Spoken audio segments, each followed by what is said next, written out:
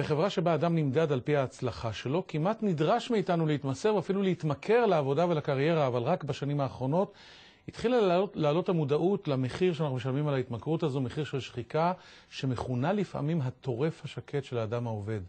דוקטור עדנה רבנו, מומחית להתנהגות ארגונית מבית הספר למדעי ההתנהגות במכללה האקדמית נתניה, שלום. שלום רב. והדס יקיר ארטל, מנחת סדנאות שחיקה. שלום הדס. שלום. שתיכן השתתפתם ביום עיון בנושא במכללת נתניה בחודש שעבר.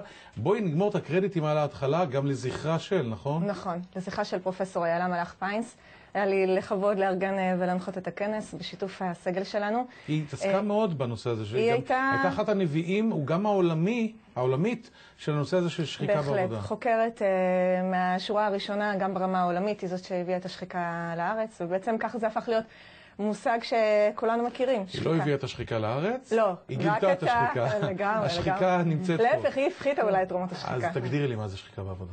שחיקה זה בעצם מצב שבו יש תשישות גופנית, פיזית, כן? שחיקה שהיא גם נפשית וקוגניטיבית. יש שלושה אלמנטים. קודם כל אתה עייף פיזית.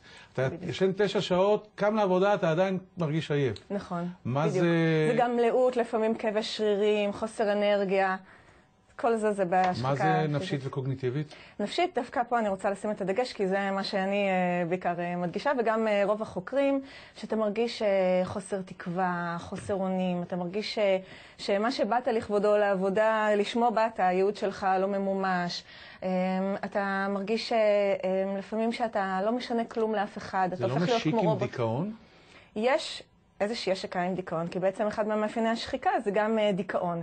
אבל אחד הדברים שעוזרים לנו, למשל, לראות את ההבדל בין שחיקה לבין דיכאון, זה שדווקא אנשים שהיו נלהבים, בעלי מוטיבציה, שבאו לעבודה עם ככה הרבה מרץ ושאפתנות, הם הופכים להיות השחוקים. וזה לא בהכרח מי שהתחיל כשהיה דיכאון. כמה שאתה יותר מורעל מלכתחילה, ככה יש לך יותר סיכוי להישחק יותר מהר ויותר חזק. אמרת אני יכול להיות אחלה פסיכולוג שבעולם תאמין. אתה מוזמן לבוא אלינו למכללה האקדמית נתניה.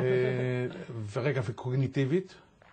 קוגניטיבית זה דוגמאות קטנות, אתה מרגיש יותר מפוזר, קצת קשה לך להתרכז. למשל, בא מטופל והוא מתחיל להגיד לך את כל הבעיות שלו, אתה קשה לך להתמרכז, אתה לפעמים ממש הפעילות המוחית, פחות גמיש במחשבה. למה היא דווקא אמרה במטופל? כאילו, לאיזה מקצועות זה אופייני השחיקה?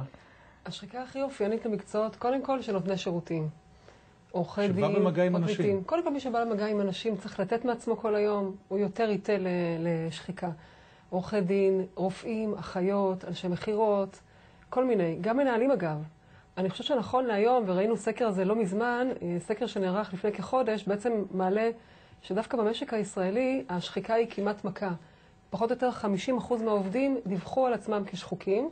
70% מהאנשים דיווחו שהם בעצם מחפשים מקום עבודה, תוך כדי זה שהם עובדים, מקום עבודה חדש. זה יותר ממה שמכירים בעולם? אני חושבת שיש סיכוי גבוה שכן. לא, זה לא נחקר, איילה חקרה את הדברים, פרופסור איילה פיינס חקרה את הדברים לפני כמה שנים והיא נפטרה. אבל נדמה שהיום כל זה הגיוני, כי פה עומס העבודה הוא יותר גדול, וגם כדי להתקיים אתה צריך לעבוד בעבודה וחצי, נכון. וכולי וכולי. והפריון יותר נמוך.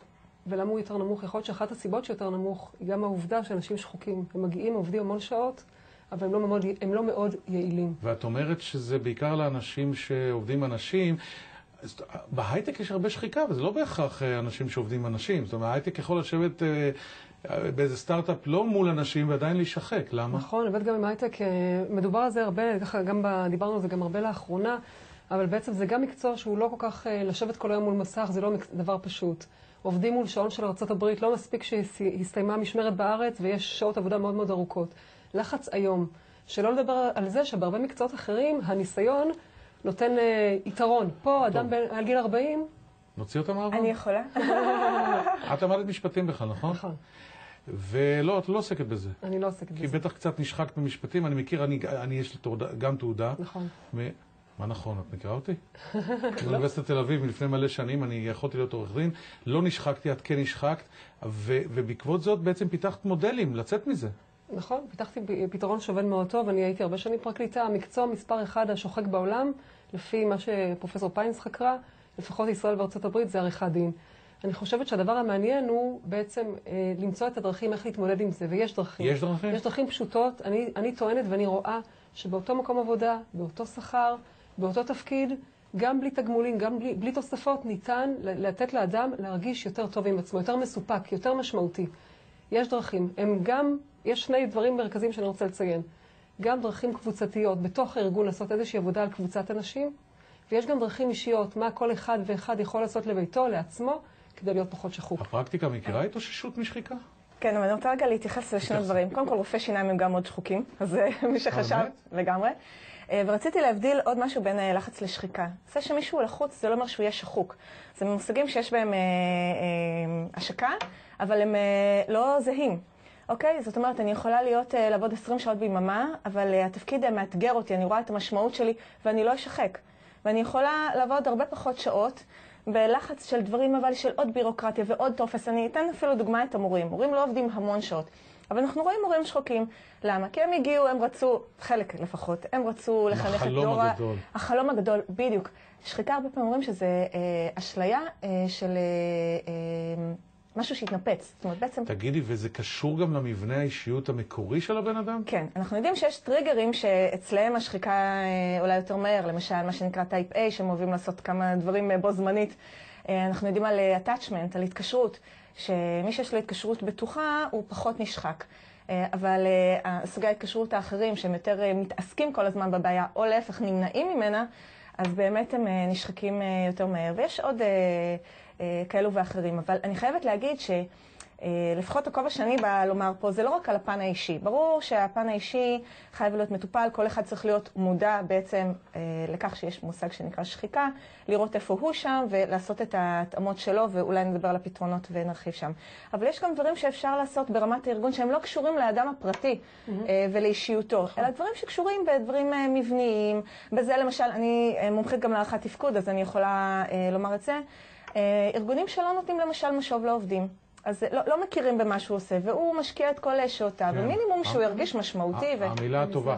טוב, להרחיב אנחנו לא נרחיב, כי זה לא ספת הפסיכולוג פה, אין לנו 50 דקות, אלא רק 5. יש לנו 45 שניות, ספרי לי דוגמאות, איך יוצאים מזה. קודם כל, שחיקת מנהלים. אחד הנושאים הכי פחות מדוברים בארץ, והוכיחו מחקרית, שגם המנהל נשחק.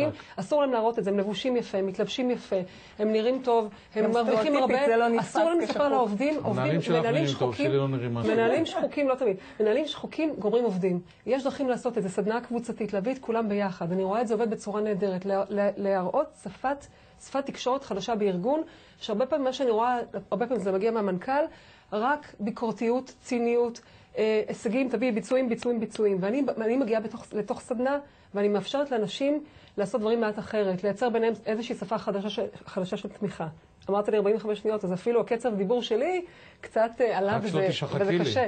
לא, אני מומחית בזה ואני לא אשחק. יש דברים נהדרים שאפשר לעשות. עבודה על לבוא ולספר על מקרים קשים. אנחנו כולנו רוצים לראות כמצליחנים, אבל לעתים אדם נכשל במשהו, אפילו מנהל יכול להתבייש. לדבר על זה, לצערי נגמר הזמן. חכו שנייה, אני אפרד, יהיה לנו זמן לזה. תודה רבה לכם. תודה לך. עד כאן עושים סדר חדש ליום, תודה שהייתם איתנו, שומעים אותנו עדיין. ברמת החוק רציתי להגיד, דיברנו על רמת הפרט, הדס דיברה על רמת הקבוצה, דיברתי על רמת ארגון. יש גם ניסיון לקדם הצעות ברמת המדינה, הצעת חוק. יש עכשיו מהמכללה האקדמית נתניה, דוקטור שרון אהרוני גולדנברג, היא למשל מקדמת הצעת חוק שגם מנהלים בעצם